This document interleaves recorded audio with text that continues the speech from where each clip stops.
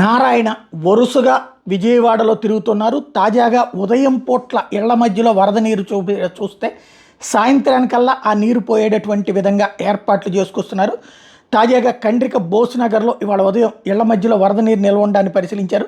సాయంత్రానికి మోటార్లను అక్కడికి తెప్పించి నీరు పంపింగ్ చేయించాలని అధికారులను ఆదేశించారు.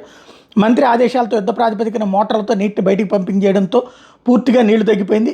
ఆ తర్వాత మళ్ళీ సాయంత్రానికి నారాయణ అక్కడికి వెళ్ళి పరిశీలించి చూశారు.